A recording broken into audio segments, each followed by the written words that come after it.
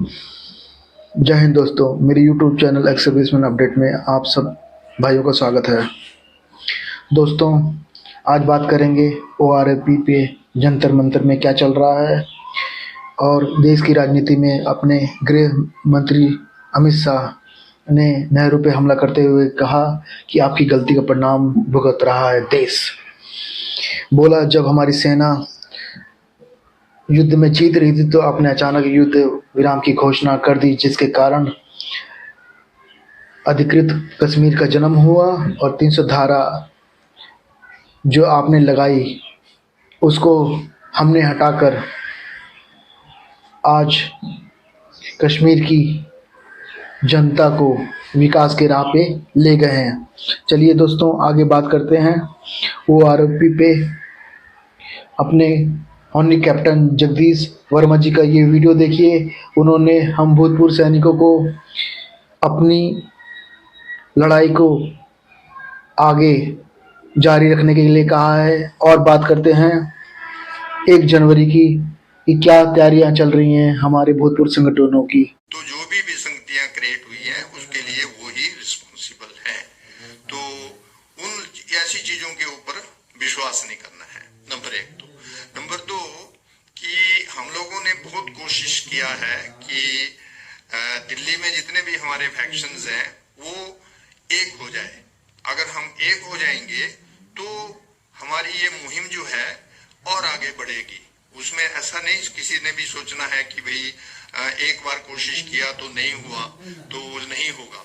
हम अगर कोशिश करेंगे तो और आगे तक जो है इसको बढ़ाया जा सकता है और हम एक अम्ब्रेला के अंदर एक प्लेटफॉर्म के ऊपर अपनी डिमांड्स को पुटअप कर सकते हैं अच्छे तरीके से। अभी तक जैसे हम करते आ रहे हैं, नो डाउट गवर्नमेंट नहीं सुन रही है, लेकिन हम और तरीके अपनाएंगे ताकि उससे जो है वहां तक बात पहुंचे। अभी हम लोग इंतजार कर रहे हैं जो घटना 25 तारीख को हुई थी, उसके बाद गवर्नर साहब ने हमें बोला हुआ है कि आप लोग वेट करो, मैं आज 4 तारीख के बाद बातचीत करेंगे, उसके बाद आउटपुट जो भी होगा आउटकम उसको हम सुनेंगे, देखेंगे, उस पर सोच विचार करेंगे। तीसरी बात जरूरी ये है कि हमारा जितना भी हिमाचल प्रदेश हो चाहे कहीं से भी हो, जितने भी हम लोगों ने भेजे हुए हैं मेमोरेंडम MPs को दिए हुए हैं, राज्यसभा मेंबर्स को दिए हुए हैं, तो उसको देकर के हम लोग चुपचाप बैठ गए हैं। ऐसा नहीं करना है। हम लोगों ने क्या करना है कि उसके रिमाइंडर भी भेजने हैं। हिमाचल प्रदेश के हम लोगों ने सभी MPs चारों के चारों को और जो 3 राज्यसभा मेंबर हैं जिनको हमने मेमोरेंडम दिए थे उनको एक जैसी लैंग्वेज बना के उनको हमने रिमाइंडर्स भेजे हैं ताकि उनसे जवाब मिल सके कि वो लोग उसके ऊपर क्या कार्रवाई किया। तो ऐसा नहीं हो कि भाई वो ऐसा सोचे कि इन्होंने तो दे दिया है, अभी वो कुछ करने की जरूरत नहीं है। नहीं, वी विल आस्क देम कि what action they have taken. तो उससे फिर हमें पता चल जाएगा कि वो उन्होंने कुछ कार्रवाई उसके ऊपर किया है कि नहीं किया है। और लास्ट में एक बात ये है कि अभी जो प्रेजेंट गवर्नमेंट है उसकी पोजीशन और भी अच्छी होती जा रही है। उससे किसी ने भी कोई ऐसा कमजोर नहीं होना है कि हमारी जो OROP जो हम मांग रहे हैं उसमें कोई ढील पड़ेगी। हम गवर्नमेंट के पास अपना पक्ष रखेंगे। जैसे हमारी डिमांड है कि भी 3 रिटायर्ड सुप्रीम कोर्ट के जज जो हैं उनका एक पैनल बिठाया जाए। हम उसके पास अपनी जो डिमांड्स हैं, जो विसंगतियां हैं उनको रखेंगे और उनके पास जो है गवर्नमेंट भी रखे, हम भी रखेंगे। फिर जो वो फैसला देंगे उसको मंजूर किया जाएगा। तो किसी ने भी कोई किसी तरह की कोई कमजोरी महसूस नहीं करनी है कि नहीं भाई बीजेपी गवर्नमेंट तो तीनों उसमें आ गई और बहुत अच्छी पोजीशन में आ गई और 2024 में भी उन्हीं का बोलबाला होगा। No problem. हमने अपना टारगेट रखना है और उसको अचीव करना है। तो इसलिए मैं ये बातें बता रहा हूँ। सैनिक जो है वो 97% DCO जवान है और 3% अधिकारी हैं।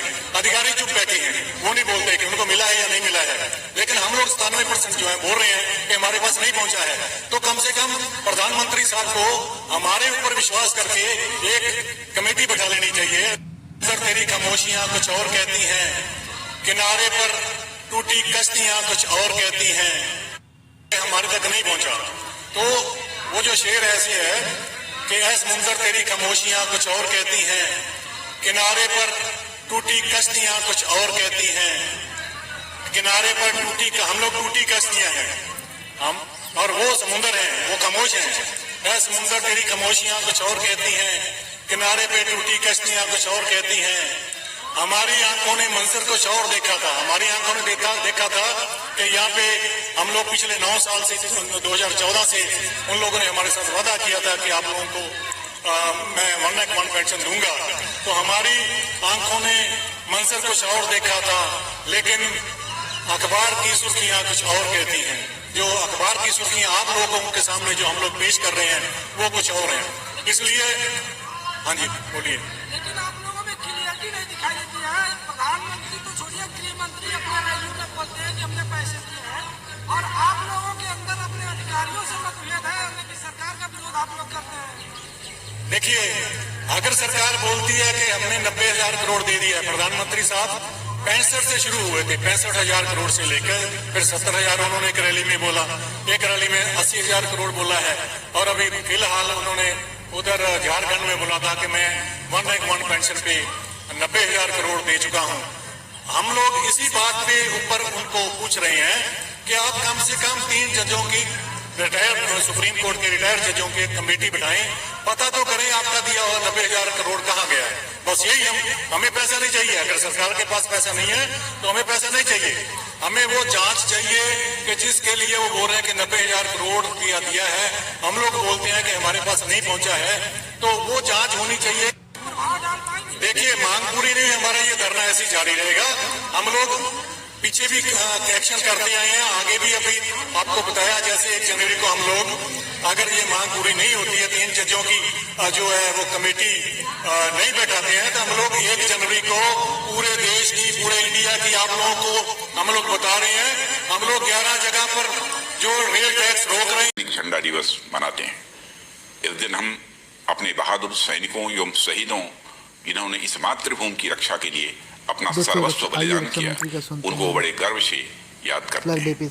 इस दिन हम ये फ्लैग बड़े स्वाभिमान के साथ पहनते हैं और भूतपूर्व सैनिकों की सहायता में अपना पुनीत योगदान भी करते हैं।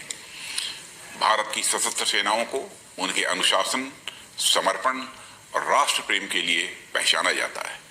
हमारी सीमाओं की रक्षा के अलावा वे प्राकृतिक और मानव निर्मित आपदाओं के दौरान महत्वपूर्ण भूमिका निभाते हैं। भारतीय सशस्त्र सेनाएं दुनिया भर में शांति स्थापना मिशनों में भी महत्वपूर्ण भूमिका निभा रही हैं। हमें अपनी सशस्त्र सेनाओं पर गर्व है। साथियों, राष्ट्र रक्षा में अनेक योद्धाओं ने अपना सर्वस्व बलिदान दिया है एवं अनेक सैनिक शारीरिक रूप से अक्षम भी हुए हैं। देश के एक जिम्मेदार नागरिक के रूप में इन सैनिकों, वीर नारियों एवं उनके आश्रितों के प्रति हमारा भी एक बड़ा दायित्व बनता है। इनकी सहायता, देखभाल, पुनर्वास, चिकित्सा आदि के लिए यथासंभव सहयोग करना प्रत्येक नागरिक का नैतिक दायित्व बनता है। मैं आजादी के अमृतकाल के शुभ अवसर पर आपका आह्वान करता हूं कि आप हमारे इस अभियान में भागीदार बने। आपसे जितना बन सके armed forces flag day fund में अपना योगदान देकर हमारे वीर सैनिकों के प्रति अपनी कृतज्ञता प्रकट करें। मुझे आशा है कि आपकी उदारता और भागीदारी दूसरों को भी इस महान कार्य के साथ जुड़ने के लिए प्रेरित करेगी। जय हिंद।